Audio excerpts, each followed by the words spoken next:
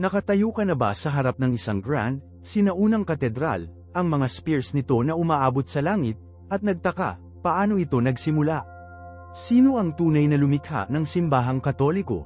Ito ba si Jesus, na may malinaw at detalyadong plano sa kamay?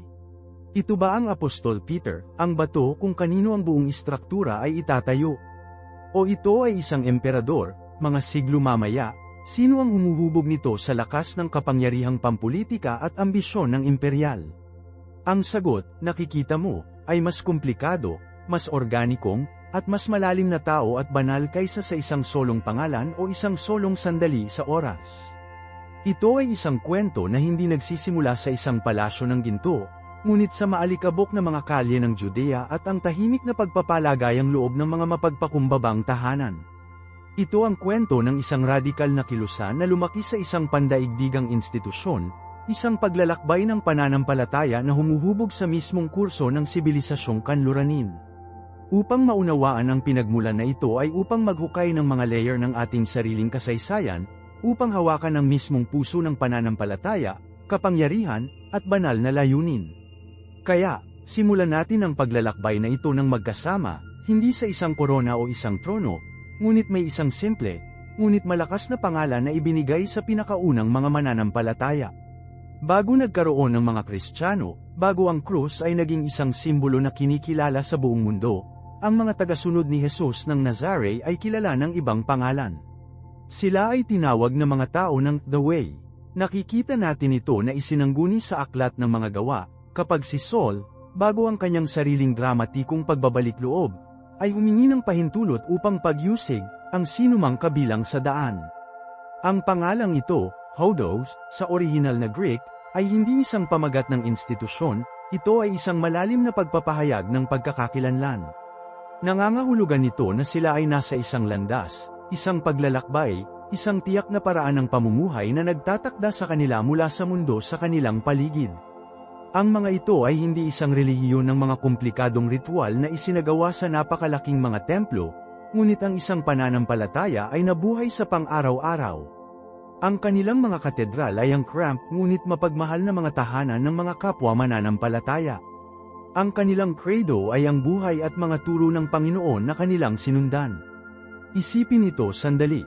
Ang mundo pagkatapos ng pag-akyat ni Kristo ay isang mundo na walang bagong tipan tulad ng alam natin, nang walang formal na mga gusali ng simbahan, nang walang tinukoy na hierarchy ng mga archbishops at cardinals.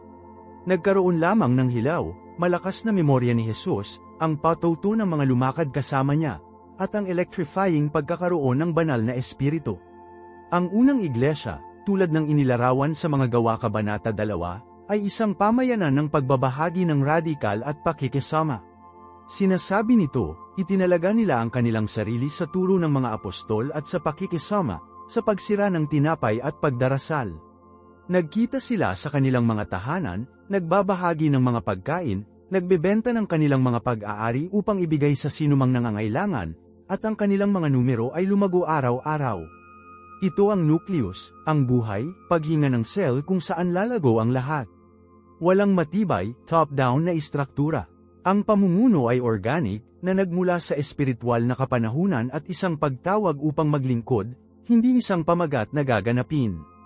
Ito ay isang pananampalataya ng pagiging, hindi lamang paniniwala, isang paraan ng buhay na hinamon ang panlipunan, pampulitika, at relihiyosong pamantayan ng Roman Empire. Ito ang binhi na nakatanim sa mayabong na lupa ng ibinahaging pananalig at personal na pagbabagong anyo. Maliit ito, mahina ito, ngunit gaganapin ito sa loob nito ng isang banal na potensyal na malapit ng iling ang mundo. Para sa maliit, matalik na paggalaw na ito upang mabuhay at lumago sa kabila ng mga hangganan ng Jerusalem, kailangan ito ng isang catalysta, isang sandali ng pagpapalakas ng banal. At ang sandaling yun ay dumating na may lakas ng isang mabilis na hangin at ang itsura ng mga wika ng apoy. Ang araw ng Pentecostes, na inilarawan ng malinaw sa 2 kabanata ng mga gawa, ay ang tunay na kapanganakan ng simbahan bilang isang binigyan ng kapangyarihan, panlabas na nakaharap na katawan. Ito ay sa araw na ito na ang banal na espiritu ay bumaba sa mga apostol, at si Peter, ang mangingisda na dating tumanggi kay Kristo ng 3 beses, ay nabago sa isang matapang, walang takot na mangangaral. Tumayo siya sa harap ng mga tao at nakipag-usap sa gayong awtoridad na 3,000 tao ang nabautismuhan sa araw na yun. Ito ang sandali na ang pamayanan ng The Way ay naging Ecclesia, ang tinawag na once, isang pampublikong pagpupulong na may pandaigdigang misyon. Dito, nakikita natin ang unang haligi ng Apostolic Foundation na itinakda ng matatag sa lugar. Si Jesus mismo ay naglatag ng saligan, sikat na nagsasabi kay Pedro sa Mateo Kapitulo 16 versikulo 18, at sinasabi ko sa iyo, ikaw si Peter, at sa batong ito ay itatayo ko ang aking simbahan, at ang mga pintuan ng Hades ay hindi malalampasan nito. Si Peter, na ang pangalang Petros, ay nangangahulugang rock, ay naging matatag na puwersa, pinuno ng mga apostol, at ang angkla ng unang pamayanan sa Jerusalem. Siya ang focal point ng pagkakaisa para sa mga mananampalataya ng mga Hudyo na bumubuo ng paunang pangunahing bahagi ng simbahan. Ngunit ang pangitain ni Kristo ay hindi limitado sa isang tao o isang lugar. Ang mensahe ay nangangailangan ng ibang uri ng apostol upang dalhin ito sa mas malawak, di-Hudyong mundo. Narito kung saan si Saul ng Tarsus, pinalitan ng pangalan si Paul, ay pumapasok sa kwento. Isang Fariseo, isang mang-uusig sa simbahan, siya ang pinakamalamang na mga kandidato. Gayunpaman, ang kanyang dramatikong pagbabalik sa daan patungo sa Damasco na itinakda sa paggalaw ng pinakadakilang pagpapalawak na nakita ng pananampalataya. Si Paul ang strategist, teologo, at ang walang pagod na misyonero. Habang sinakyan ni Peter ang simbahan sa Jerusalem, si Paul ay naging apostol sa mga Hentil, na nagsimula sa mapanganib na mga paglalakbay sa buong imperyo ng Roma, mula sa Antioquia hanggang Athens, mula sa Corinto hanggang sa Roma mismo. Itinatag niya ang mga maliliit na pamayanan ng mga mananampalataya sa lungsod pagkatapos ng lungsod, at sa pamamagitan ng kanyang mga liham, o mga sulat, inilatag niya ang foundational teolohiya na gagabay sa simbahan para sa millennia. Ito ay si Pablo na nagpahayag ng malalim na kahulugan ng biyaya, ng pananampalataya, at ng katawan ni Kristo.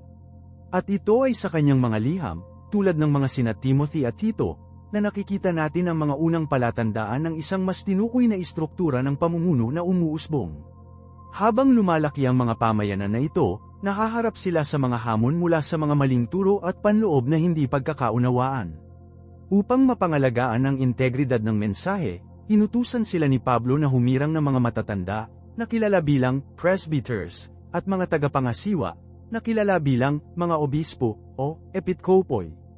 Ang mga ito ay hindi mga pamagat ng kapangyarihan, ngunit ang mga tungkulin ng napakalawak na responsibilidad ang mga asignatura ay nagtalaga sa pagprotekta sa kawan, pagtuturo ng maayos na doktrina, at pagmumold ng buhay ni Kristo. Ito ang simula ng isang organisadong istruktura, ipinanganak hindi ng isang pagnanais na kontrolin, ngunit sa labas ng isang praktikal at espiritual na pangangailangan upang mapanatili ang mahalagang katotohanan na ipinagkatiwala sa kanila. Si Peter the Rock at Paul the Builder, ay magkasama, ay inilatag ang apostolikong pundasyon kung saan itatayo ang buong edipisyo ng hinaharap na simbahan. Ang paunang istruktura na ito ay napakasimple, halos organic, lumalaki sa mga pangangailangan ng komunidad. Ito ay hindi gaanong tungkol sa isang mahigpit na hierarchy at higit pa tungkol sa isang pamilya na kinikilala ang mga matatanda nito. Ang episkopos, ang tagapangasiwa, ay mahalagang punong pastor ng pamayanan sa isang naibigay na lungsod, ang isa na gaganapin ng pangwakas na responsibilidad para sa integridad ng pagtuturo at espiritual na kalusugan ng kawan. Ang presbyters, ang mga matatanda, ay madalas na bumubuo ng isang konseho na pinayuhan at tinulungan ng obispo, na nagbabahagi sa gawain ng pagtuturo at pamamahala. At ang kanilang mga kwalipikasyon ay walang kinalaman sa makamundong kapangyarihan o kayamanan. Kapag isinulat ni Pablo kay Timoteo ang tungkol sa mga katangian ng isang tagapangasiwa, naglilista siya ng mga bagay tulad ng pagiging sa itaas ng pagsisi, ang asawa ng isang asawa, matino, may pag-iisip sa sarili, kagalang-galang, magiliw, magagawang magturo, hindi isang kalasing, hindi marahas ngunit banayad, hindi nag-aaway, hindi isang mahilig sa pera. Ito ay isang plano para sa pamunuan ng lingkod, isang moral at espiritual na resyum, hindi isang pampulitika. Ang awtoridad na hawak ng mga pinuno na ito ay hindi kanilang sarili, ito ay nagmula ng direkta mula sa mensahe ng apostol na ipinagkatiwala upang maprotektahan At ang istruktura na ito ay lumago ng isa pang layer, muli, sa labas ng praktikal na pangangailangan. Sa aklat ng mga gawa, nakikita natin ang isang salungatan na lumitaw sa pamayanan ng Jerusalem. Ang mga balo na nagsasalita ng Greek ay hindi napapansin sa pang-araw-araw na pamamahagi ng pagkain. Ang 12 apostol, na napagtanto na sila ay hinayla palayo sa kanilang pangunahing pagtawag, tinipon ang mga alagad at sinabing, hindi tama na dapat nating isuko ang pangangaral ng salita ng Diyos upang maghatid ng mga talahanayan. Kaya, inutusan nila ang pamayanan na pumili ng 7 kalalakihan na may mabuting pag-iingat, puno ng espiritu at ng karunungan, upang bantayan ang mahalagang gawaing kawang-gawa. Ito ang unang diakonoi, o mga diakono. Ang kanilang papel ay isa sa serbisyo, ng paglilingkod sa mga pisikal na pangangailangan ng pamayanan upang ang mga apostol at matatanda ay maaaring tumuon sa mga espiritual na pangangailangan nito. Ito ay isang magandang modelo ng simbahan bilang isang katawan na may iba't ibang bahagi. Bawat isa ay mahalaga, bawat isa ay may natatanging pag-andar, nagtutulungan ng magkakasuwato. Hindi ito isang top-down na pagpapataw ng kapangyarihan, ito ay isang solusyon na pinamunuan ng Espiritu, ilalim-up na solusyon sa isang tunay na problema sa mundo. Ang samahang ito ay hindi lamang para sa kahusayan sa administratibo, ito ay isang espiritual na immune system. Ang unang iglesia ay agad na napinsala ng mga hamon na nagbanta na masira ang pinakadulo nito. Mula sa loob, mayroong mga Judaizer, isang makapangyarihang paksayo ng mga mananampalataya ng mga Hudyo na iginiit na ang mga nag-convert ng mga Hentil ay dapat munang maging mga Hudyo magtuli at sundin ang batas ng Mosaiko sa utos na maligtas. Hindi ito isang menor de edad na hindi pagkakasundo, tumama ito sa gitna ng ebanghelyo ng biyaya. Ito ay panimula na pinag-uusapan kung ang gawain ni Kristo sa krus ay sapat para sa kaligtasan. Ang krisis na ito ay humantong sa unang dakilang konseho ng simbahan sa Jerusalem, bandang 49 na AD. Dito makikita natin ang istrukturang apostol na kumikilos.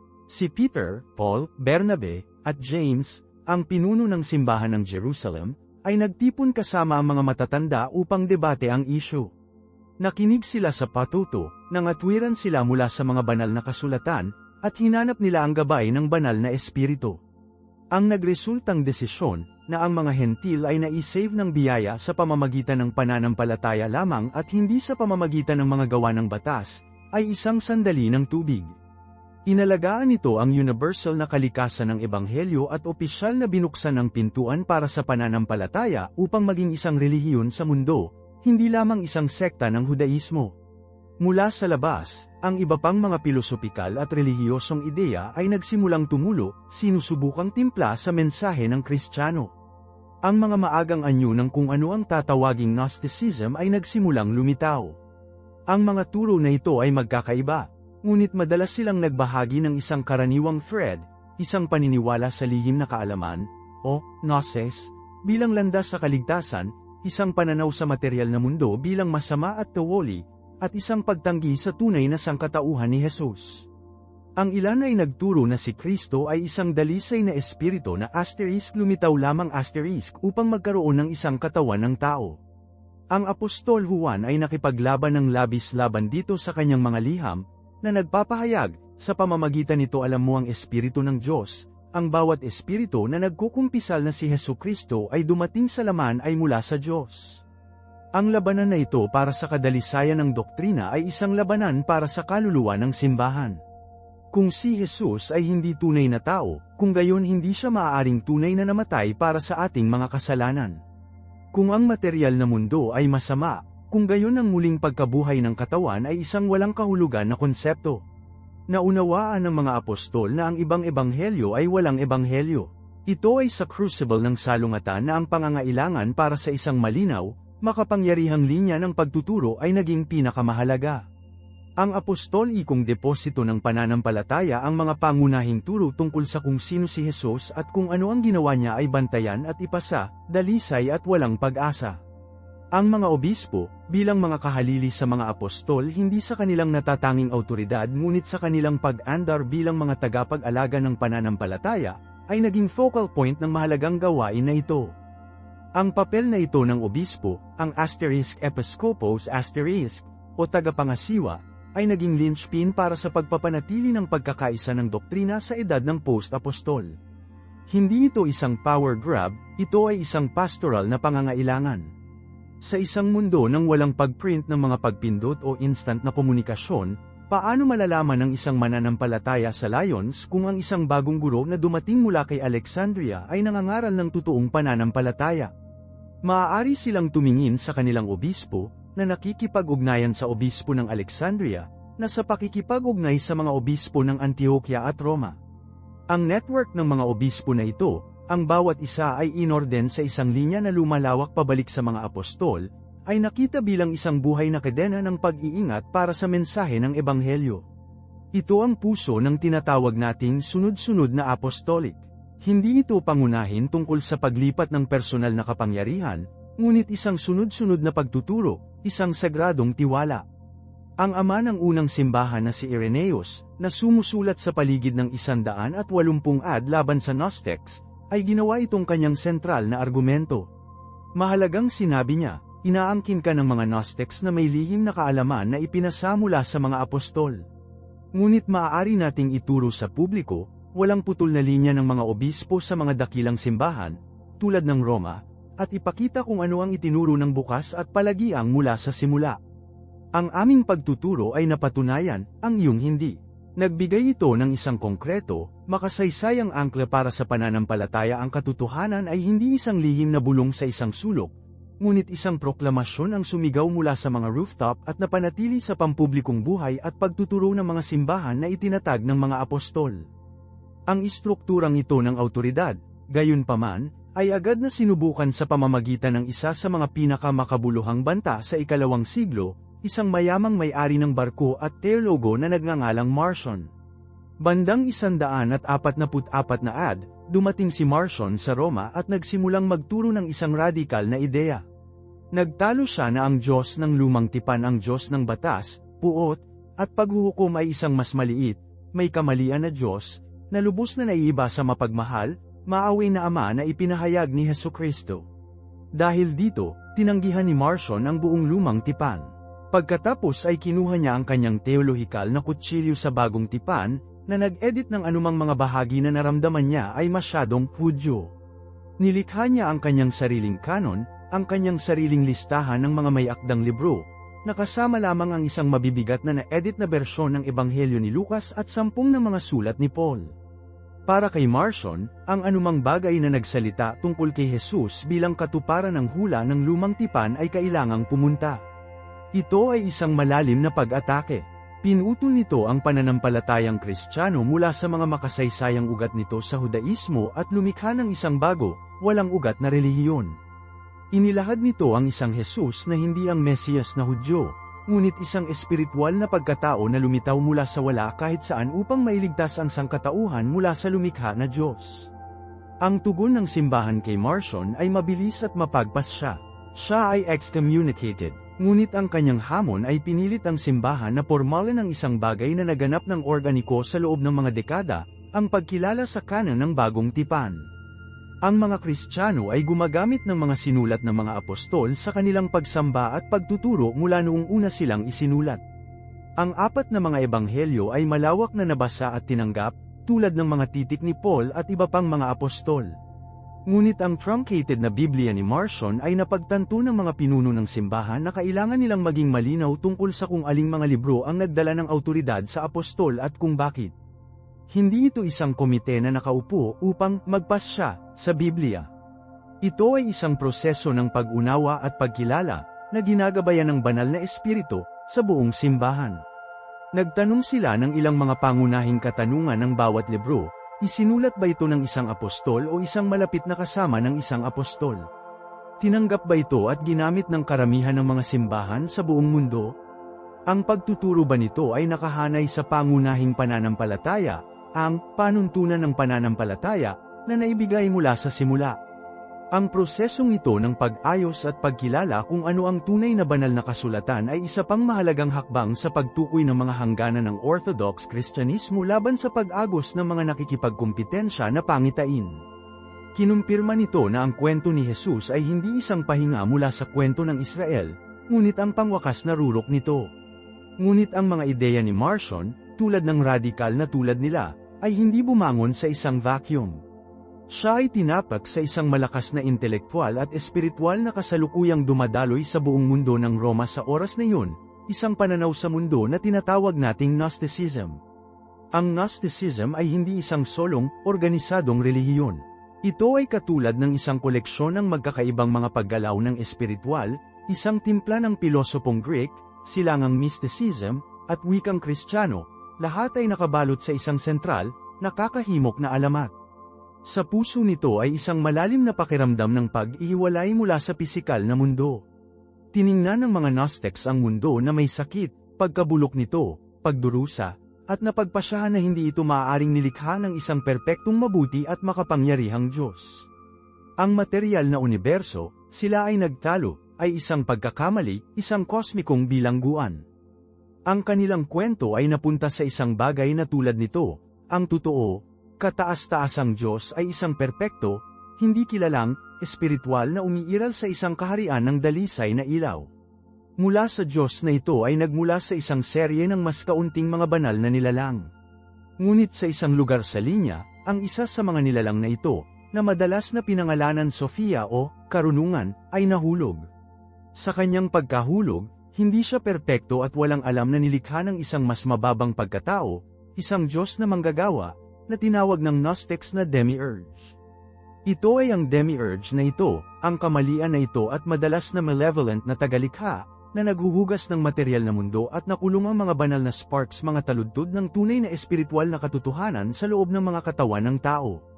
Kinilala ng Gnostics ang demiurge na ito kasama ang Diyos ng lumang tipan, ang Diyos na nagbibigay ng mga batas, na humuhusga, at buong pagmamalaki na nagpapahayag, "Ako ay Diyos, at walang iba." Para sa Gnostic, ito ang pagpapahayag ng isang mapagmataas na tanga, walang alam sa higit na katotohanan sa itaas sa kanya. Ang kaligtasan, sa sistemang ito, ay hindi tungkol sa kapatawaran ng kasalanan o muling pagkabuhay ng katawan. Ito ay tungkol sa pagtakas. Ito ay tungkol sa pagpapalaya mula sa bilangguan ng laman. At ang pagpapalaya na ito ay dumaan sa gnosis, isang salitang Greek na nangangahulugang kaalaman. Ngunit hindi ito kaalaman na maaari mong makuha mula sa isang libro o isang pampublikong guro. Ito ay isang lihim, mystical, intuitive na kaalaman, ipinahayag lamang sa isang piling ilang, ang espiritual na piling tao na nagtataglay ng banal na spark na ito. Si Jesus, sa maraming mga sistemang Gnostic, ay ang banal na messenger na ipinadala mula sa mataas na Diyos upang pukawin ang mga ito na bumagsak na mga spark sa pamamagitan ng pagbibigay ng lihim na gnosis na ito.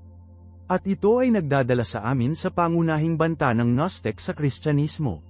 Paano ang banal na messenger na ito, isang pagiging dalisay na espiritu, marahil ay naninirahan sa isang kasuklam-suklam, masasamang katawan ng tao?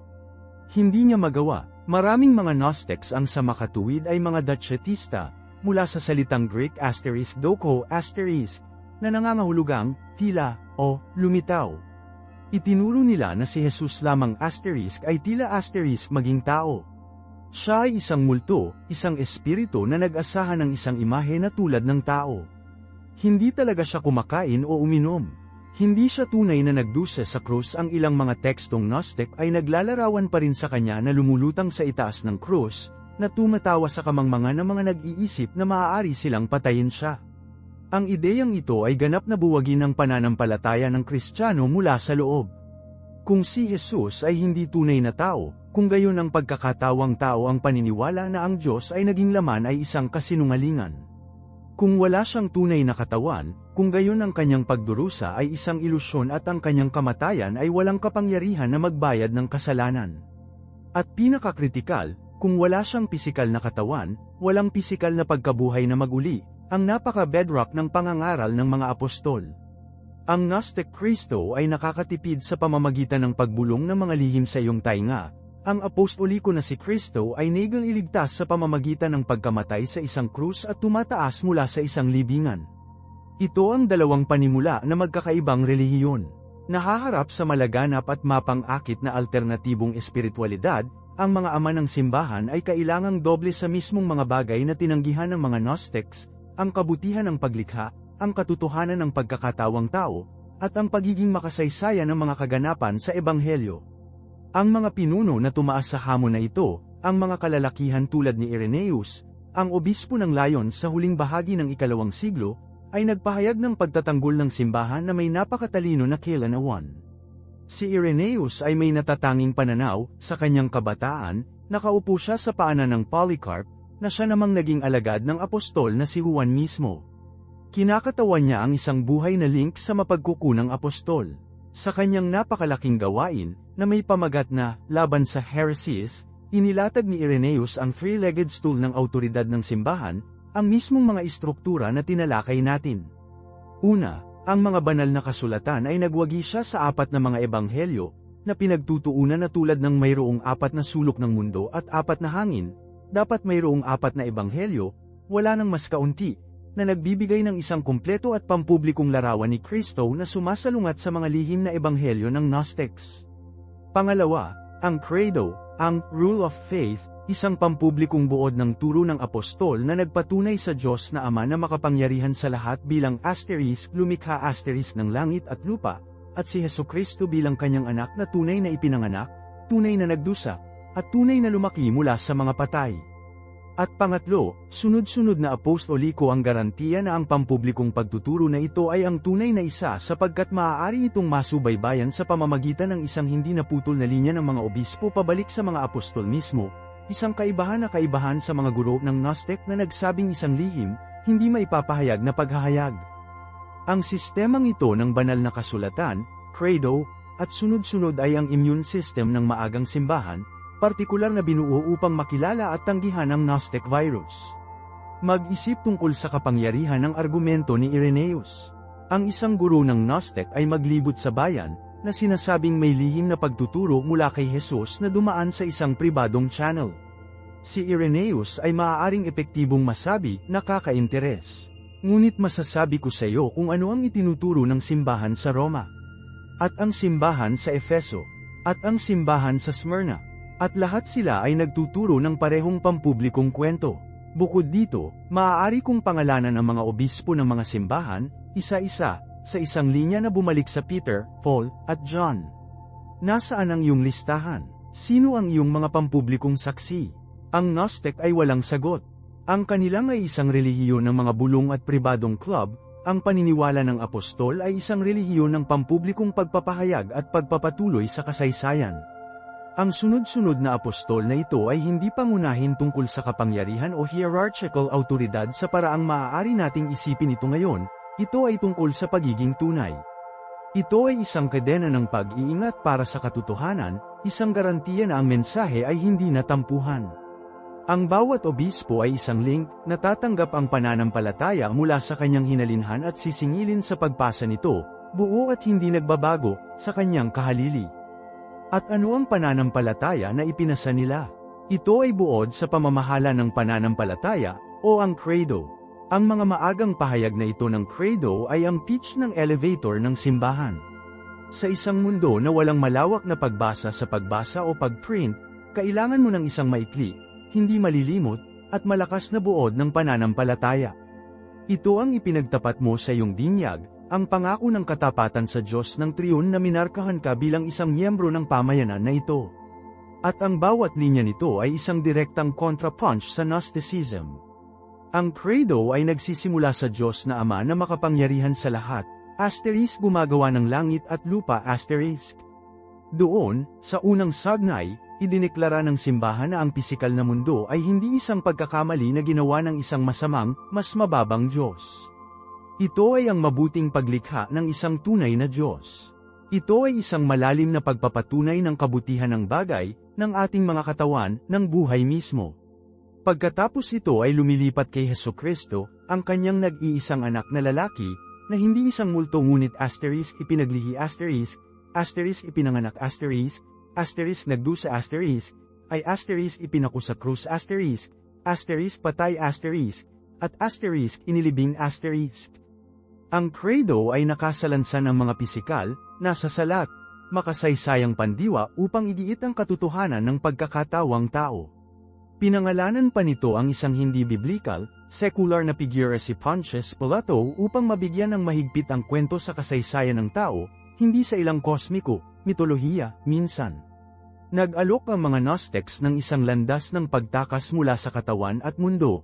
Ipinahayag ng credo na ang Diyos ay pumasok sa katawan at mundo upang mailigtas ito. Sa wakas, mayroong kanon ng banal na kasulatan. Ang mga Gnostics ay mga praktikal na manunulat.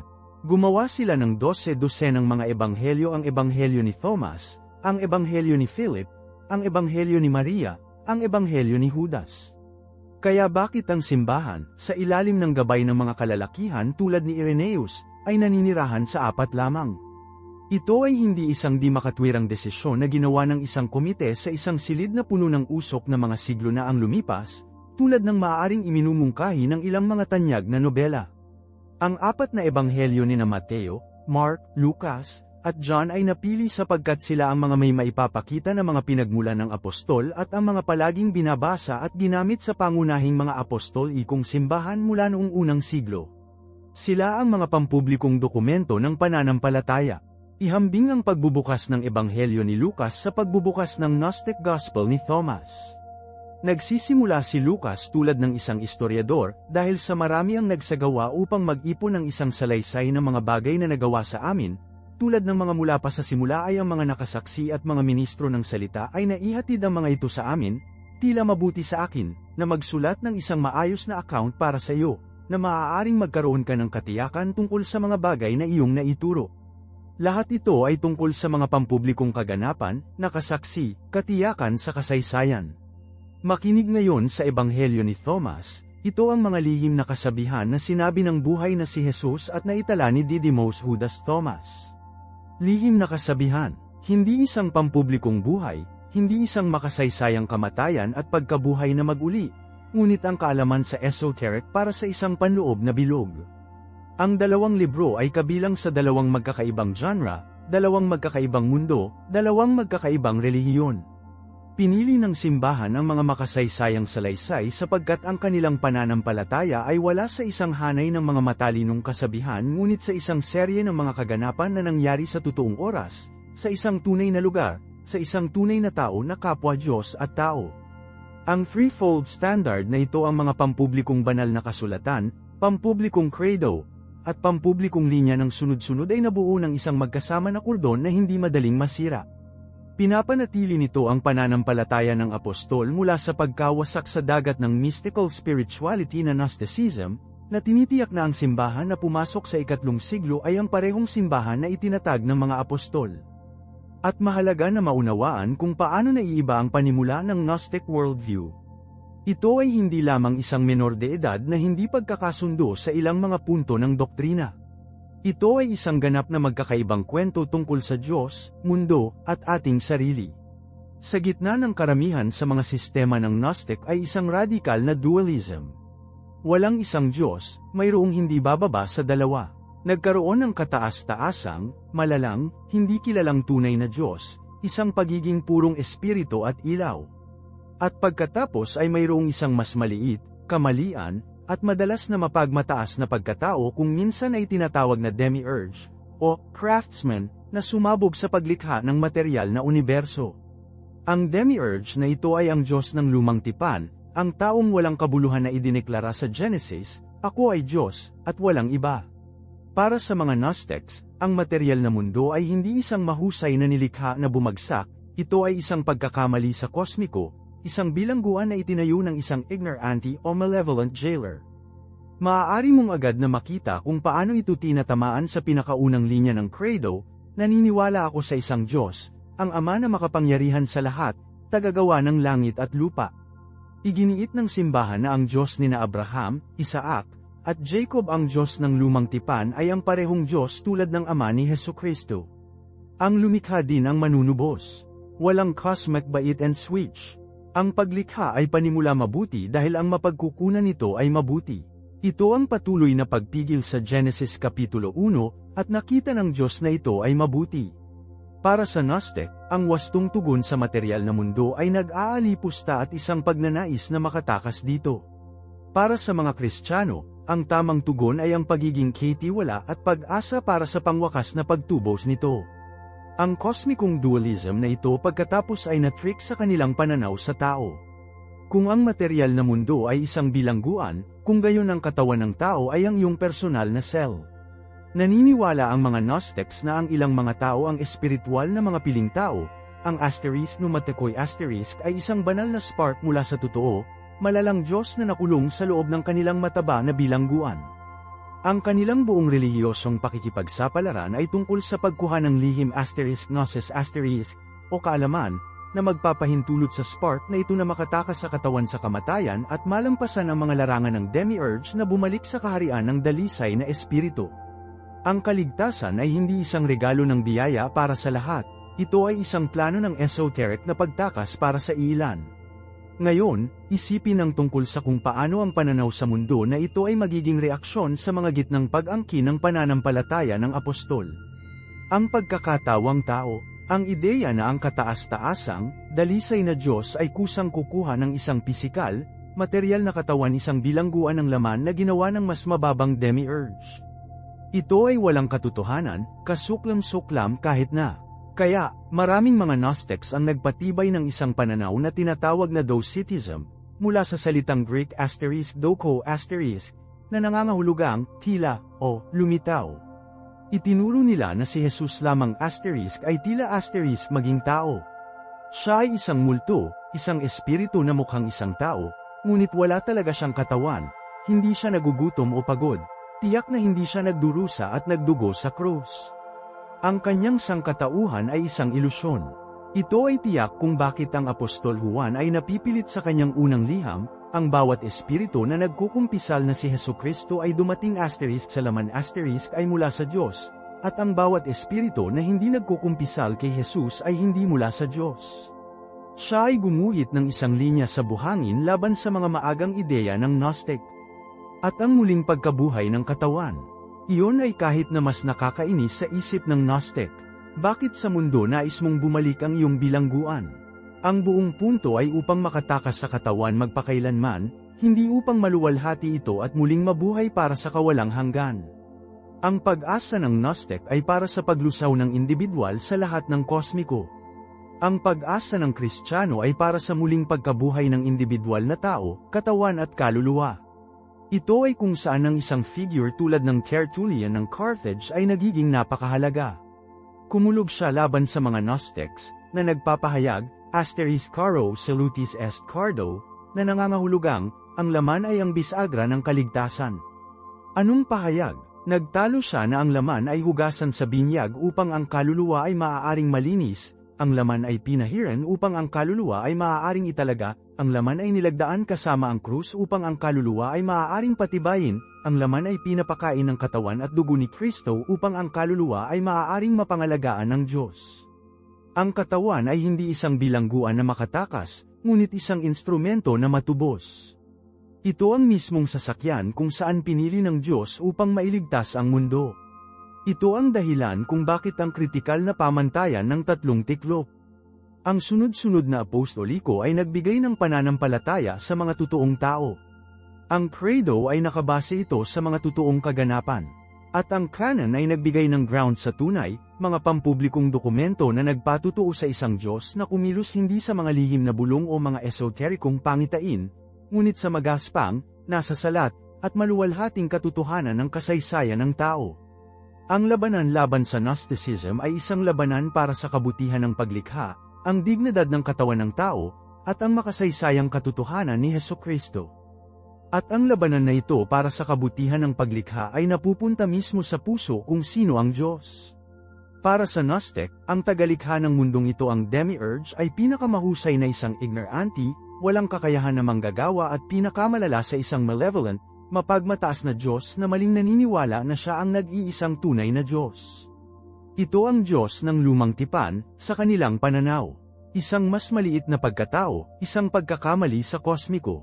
Ang totoo, kataas-taasang Diyos ay isang malayong, hindi kilalang kailaliman ng dalisay na espiritu, ganap na hiwalay sa magulo, masakit na materyal na mundo. Maaari mong makita ang apela, hindi ba? Kung titingnan mo ang pagdurusa at kawalan ng katarungan sa mundo, nakatutokso na tapusin na ang sinumang gumawa ng lugar na ito ay hindi gumawa ng isang napakahusay na trabaho, o marahil ay hindi napakahusay sa kanyang sarili.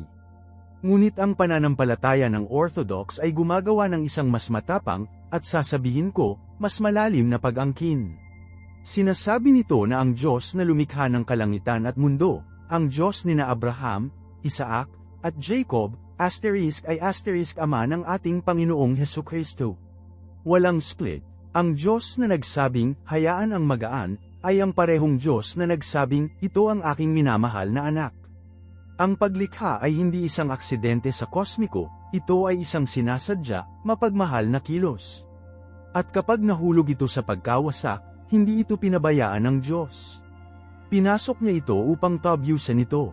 Hindi siya nagpapadala ng isang lihim na password, nagpapadala siya ng isang anak na lalaki. Ito ay isang panimula na magkakaibang kwento. Ito ay isang kwento ng banal na pag-ibig at katapatan, hindi banal na amnesia at pagtakas. Ang pagkakaiba sa teolohiya ay nagkaroon ng napakalaking, tunay na mga kahihinatnan sa mundo kung paano nabuhay ang mga tao. Kung ang katawan at materyal na mundo ay mga masasamang bilangguan, ano ang gagawin mo? Well, maaari kang pumunta sa isa sa dalawang paraan. Maaari kang maging isang radikal na ascetic, parusahan ang iyong katawan, pagtanggi sa bawat kasiyahan, sinusubukan mong patunayan ang iyong lubos na pag-aalipusta sa laman at mga kagustuhan nito. Gutom mo ito, binugbog mo ito, tinatreto mo ito tulad ng isang kaaway na nasasakop.